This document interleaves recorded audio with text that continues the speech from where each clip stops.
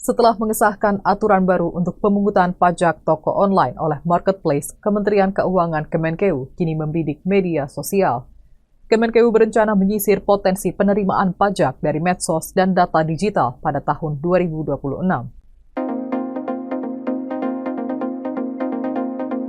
Upaya ini merupakan strategi Kemenkeu untuk memperluas basis penerimaan negara di tengah tekanan fiskal. Rencana ini diungkap oleh Wakil Menteri Keuangan Anggito Abimanyu dalam rapat bersama Komisi 11 DPR RI pada Senin 14 Juli 2025 di Jakarta.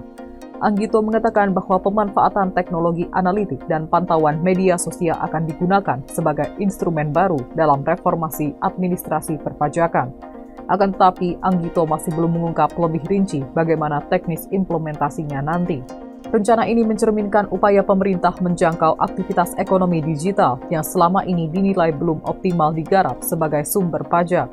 Baru saja, pemerintah juga menerbitkan aturan baru yang mewajibkan marketplace seperti TikTok Shop, Shopee, Tokopedia, Bukalapak, dan kawan-kawan untuk memungut pajak dari para pedagang atau toko online yang berjualan di platformnya.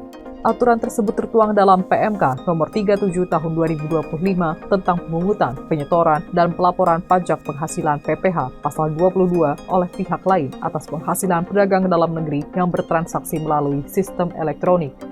Belait ini ditetapkan pada 11 Juni 2025 dan diundangkan atau mulai berlaku per 14 Juli 2025.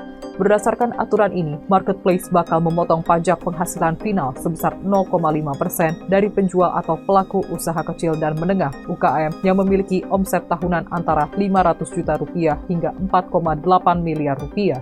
Di sisi lain, kinerja penerimaan pajak tahun ini dianggap belum memuaskan. Sepanjang semester 1 2025, realisasi penerimaan pajak tercatat sebesar 837,8 triliun rupiah atau mengalami kontraksi sebesar 6,21% dibanding periode yang sama tahun sebelumnya.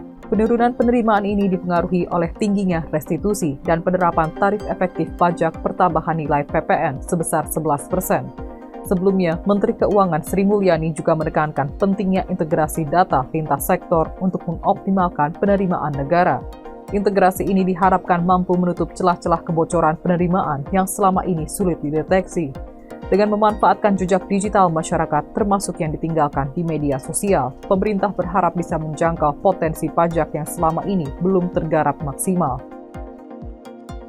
Download Tribun X sekarang. Menghadirkan lokal menjadi Indonesia.